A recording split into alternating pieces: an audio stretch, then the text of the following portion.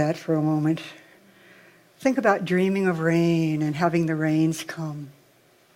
Think about dreaming of heaven and having the earth sing. Because this is what we're talking about. Planting our seeds, planting our dreams, and watching them just amazingly show up for us. Our theme for this month is Rooted in the Divine. Rooted in the Divine. At the beginning of the month, we talked about divine dirt and sacred soil, and how just as the seeds, the flower and vegetable seeds that we plant, just as they are supported by the nutritious earth, and then they sprout and blossom and bloom and have beautiful harvests, so too we are surrounded, we are immersed in this amazing creative energy, this amazing creativity that takes what we plant and blossoms it, grows it, creates harvests that make our lives magnificent. Leah, that reading that you chose was just perfect. It was like, there goes my talk, Right? And then a couple of weeks ago, we explored how we can soak up God's goodness. We soak it up with our roots and through the rain and the rays of sunshine. How we can let in the goodness of God, the love, the abundance, the joy, and allow it to bless and grace our lives. So now it's time to plant. It's time to plant. It's time to plant the seeds of our desires in the soil of the divine so that they can blossom, so that they can grow, so that they can bless our lives and bless the lives of those around us. Now, of course, we plant the seeds with our thoughts, with our deeply held beliefs, with our perceptions, how we look at things, and with our expectations. All of those things are so, so important. Our thoughts, of course, create the conditions and opportunities of our lives, create the things that show up, the people that show up, the blessings that show up, sometimes the challenges that show up as well. Our beliefs open doors to adventures of love and joy, or they can also be adventures to look at some things in our life where we might be stuck in old patterns, old places, old relationships. So our thoughts and beliefs and perspectives and expectations can keep us limited and stranded, or they can support us as we blossom into our greatest sense of being, our greatest expression of being. Now, I get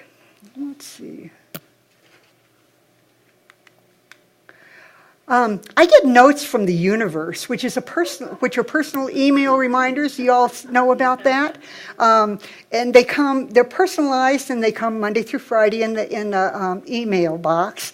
And here's one that came a couple of weeks ago that I thought really applied to this. And of course, it's personalized for me. Aha, Jyoti, do you know what your thoughts did last week? They became the things and events of this week. The things you thought would be difficult became difficult. The things you thought would be easy became easy. Boring became boring. And fun became fun. Where you thought there might be surprises, you were surprised. And where you thought there might be landmines, there were landmines. Bravo! You can add this week to your list of the most creative accomplishments. Now, can you guess what your thoughts this week are going to do? P.S. Please choose every single one of them as if nothing else mattered. Yeah, is that powerful or what? I mean, there's a creative process through which everything is created. And we use it whether we are aware of it or not. It's called a spiritual law. And it's called a spiritual law because it works whether we like it or not, whether we know it or not, whether we plan on it working or not. And it's so important that whether we know it or not, the law is going to work. Now, Have you ever been stopped by an officer of the law for speeding and then found out that you had mistaken the speed limit? Well, I haven't had a speeding ticket in years, in spite of this cute little car that I have. I haven't had a speeding ticket in years, but the last one I had was an example of just this. I'm driving along, I'm thinking I'm in a 50-mile-an-hour zone, so I'm going 55, because, 5 miles over, that's nothing, right? And I get stopped, and the officer informs me that it was a 40-mile-an-hour zone, and so I was actually going 15 miles over the speed limit. Now, I explained to him that I thought it was 50. I really didn't know that it was a 40-mile-an-hour zone, and he kind of chuckled, and he said, "Well, sorry, ma'am, but whether you know it or not, whether you're paying attention to the speed limits or not, the law is still the law. Here's your ticket. I hope you have a really nice day, and you might want to pay attention to those speed limit signs." The law is always the law, and that's the way it works in our spirituality as well. I mean, hopefully you have never been stopped like that, but if you have, hopefully you've gotten a warning instead of a ticket. But the law is always the law. We get what we create with our thoughts and our beliefs, whether we're aware of that or not. Our thoughts become the experiences and opportunities of our lives, just like last week's thoughts created this. And whatever seeds we choose to plant and nurture, they will blossom in our lives. Ernest Holmes said, come on, Ernie. Oops. Okay. Ernest Holmes said, "The soil knows how to take the seed and make a plant from it. It does not know whether it is making a tomato or a potato. It just knows how to take our thoughts, to take our beliefs and turn them into our lives." He also wrote in the Glossary of the Science of Mind text, that big book that Leah had, "The creative medium is impersonal, having no personality of its own. It neither knows nor cares who uses it, but it is always ready to work for any or all alike." It's very important that we remember this. The creative mind is impersonal receptivity in that it receives all seeds of thought, whatever we plant. So this creative essence that we plant our seeds in is just waiting to say yes. It's just waiting to say yes to whatever we claim, to whatever we believe, to whatever we think about, to especially whatever we decide to act on. So what are we going to plant? What are we going to plant? Ernest Holmes has some suggestions. There is a laughter of God. Let's laugh it. There is a song of the universe. Let's sing it. There is a hymn of praise. Let's praise it. There is a joy, a beauty. There is a deep, abiding peace. Let's experience it.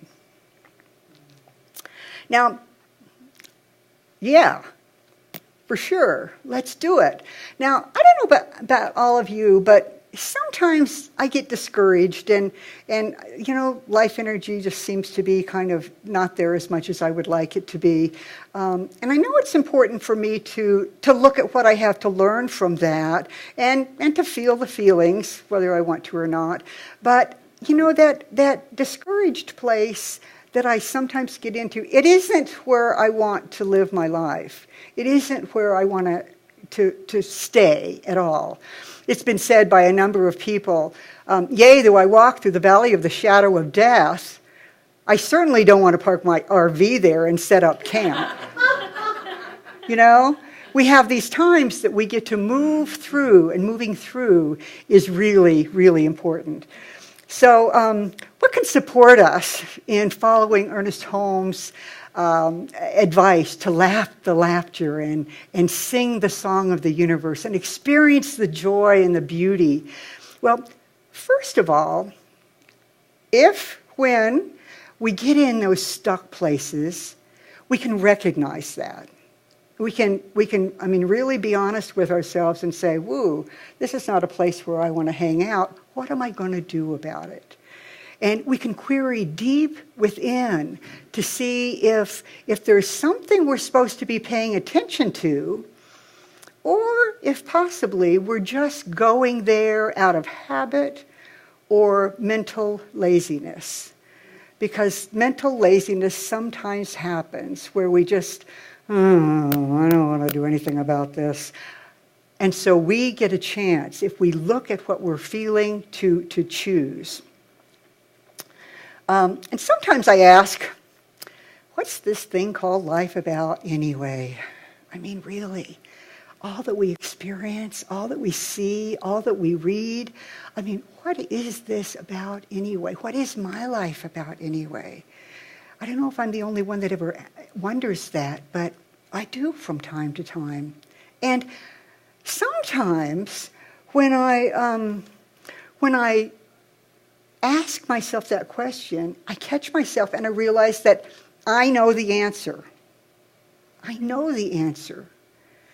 It's my life is about whatever I choose for it to be about. Whatever I choose for it to be about. Whatever seeds I choose to plant and nurture will grow in my life. What I am experiencing in my life right now, and what you are experiencing in your lives right now, is a result of the seeds that we have planted, the ideas that we have, the things that we have chosen to think about and dwell on, and those things that just, that's what keeps happening in our lives. What we experience later today and tomorrow and going forward will be determined by what we choose to open to in our consciousness now, the seeds that we choose to plant in our consciousness now. And so we have an amazing opportunity to do that. We can always plant new seeds. We're not stuck in what has happened before. We are not limited by what has happened before. We always have a new opportunity to choose again. And the power of our thoughts, the power of what we think and what we act on is really something. And I want to use the Parkland survivors of the Parkland shooting as an example. I'm behind. What's happening with this? Oh, let's just look at that for a while. No, let's look at this one. Those survivors, those powerful young people, have chosen to make a difference. They believe they can make a difference. They are acting on that belief, and they are making a difference. Now, whatever your views are on access to assault weapons or background checks, whatever your views are, what I'm talking about is the process that these kids are participating in. I'm not talking about the politics, I'm talking about the process. So they've chosen, they believe, they've acted upon the belief, and they are making a difference. I believe it was Thursday or Friday morning this week, I received an email from Centers for Spiritual Living Home Office. And it's from the spiritual director of the entire organization, Dr. Ken Gordon. And here's what he sent out. It's a little bit long, but I'm going to read it anyway. Dr. Ken and the Spiritually Motivated Social Engagement Committee are proud to share the statement below on the March for Our Lives, which was written by the Centers for Spiritual Living Teen Leadership, which is a group of 6 teen leaders that have been active in the movement and who have grown up in this teaching, many of them, and live by it. Here's what they had to say. As youth of Centers for Spiritual Living, we stood in silence with the youth of the nation for 17 minutes last week, and we will march arm in arm together this yesterday. We paid attention when Emma Gonzalez, a student at the Florida high school, where 17 people were left dead after a mass shooting, called BS on our lawmakers, elected leaders, and the NRA at a rally in Fort Lauderdale, Florida. We paid attention because we saw that Emma, like many of her classmates and other students around the country, knows how the law of mind works. Here's what Emma said, some of what she said. To politicians who sit in their gilded houses funded by the NRA, telling us that nothing can be done to protect us, we call BS. They say tougher gun laws do not decrease gun violence. We call BS. They say a good guy with a gun stops a bad guy with a gun. We call BS. They say that no laws could have been able to prevent the hundreds of senseless tragedies that have occurred, and that we are too young to understand how the government works. We call BS. The teens go on to say, Emma understood what we at Centers of Spiritual Living know and teach, that outside conditions have no power over us, that it is done as we believe, that if we want change, we have to call BS on those outside conditions. She understood that we need to plant a new thought and a new idea, that that new thought has power and will bring change. At this moment in history, we are calling BS on old thoughts and demanding new thoughts and new actions. And then the teens set forth a few things that they know, believe, and demand. We know, believe, and demand that every single person in this country be safe from all gun violence. We know, believe, and demand that the youth in our communities, our friends, should not feel afraid when attending school. We know, believe, and demand that the people of color be protected and better served in areas where firearm violence and death are routine. We know, believe, and demand that it is so. And we call BS on any so-called political reality that has kept this from happening so far. It is done as we believe. It is done now. And so it is. And Dr. Ken closes that with blessings to all. Students across the country have chosen to make a difference. I'm having trouble with this today. Students across the country have chosen to make a difference. They believe that they can make a difference.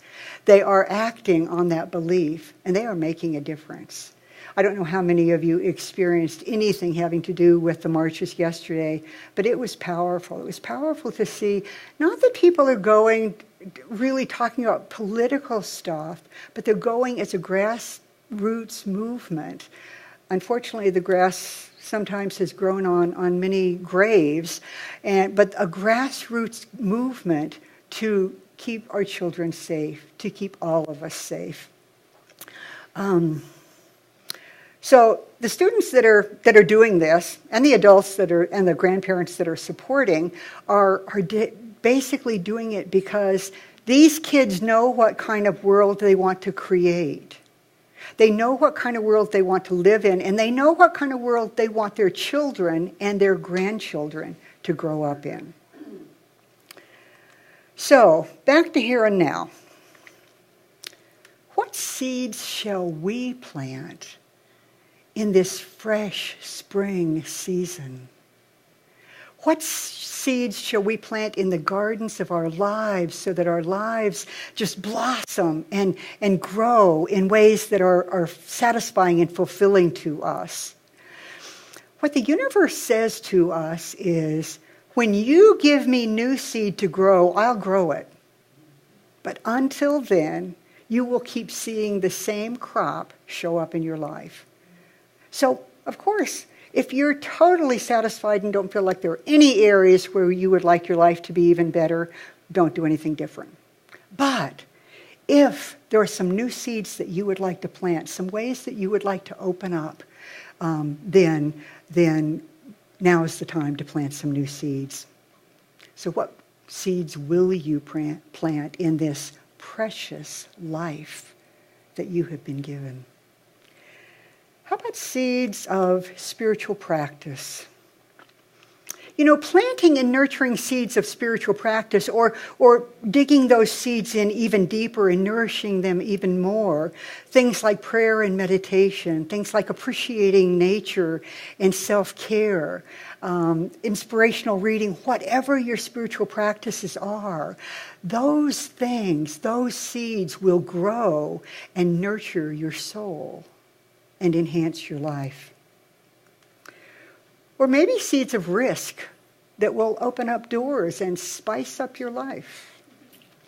Is there some new adventure that's calling to you that you're maybe afraid to step into?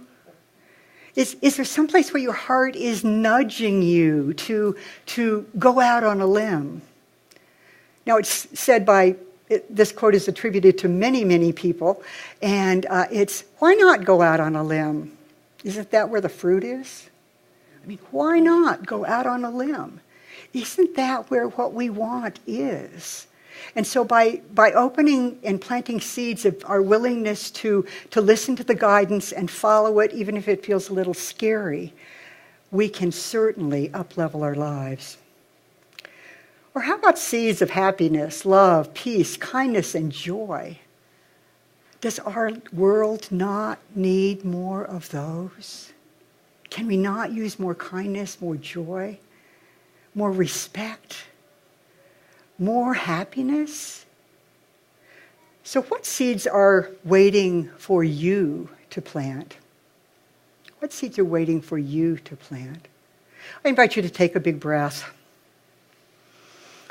To ask the wisdom deep inside. Ask your heart or your gut or wherever your wisdom comes from. What seeds am I ready to plant now? What seeds am I ready to nurture and water and care for? What seeds do I want to see come forth in my life as beautiful harvests?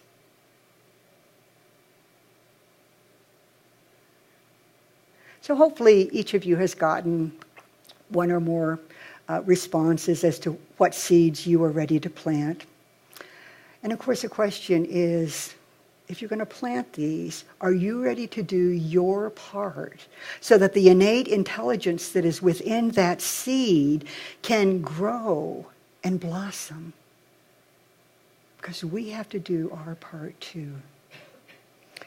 Okay, on the screen, there's a statement and an affirmation. And there's a blank there. Today I plant the seeds of blank. So we're going to read this whole thing together. And in that blank part, you can either silently or out loud share what seeds you are ready to plant. What seeds you're ready to plant. Today I plant the seeds of love. The roots grow deep into the soil of the divine, where everything needed to support me has already been provided. I give thanks, and so it is. Let's do that again. Today, I plant the seeds of the roots grow deep in the soil of the divine, where everything needed to support me has already been provided. I give thanks, and so it is. So you ready to take those seeds out? Are you ready to let them blossom and grow into a beautiful garden? As practitioners, stand with me. Let's continue that prayer. I'm so grateful. Grateful that we get to choose what to plant in our lives. We get to choose what we will believe in and act on. We get to choose what we will dwell on. And so I claim love. I claim peace. I claim joy. I claim connection. I claim these things for all of us. I claim abundance. I claim a knowing, a trusting that this power is always here, always working for us, always saying yes. And so what I claim for each one of us, as we allow that power to blossom in our lives, I claim a clarity about what it is we are here for, what our lives are about. I claim a remembering of the seeds that we want to plant so that our path is absolutely filled with delightful reminders that we are supported, that all that we need to support us has already been provided, that there is a love energy that surrounds us saying yes.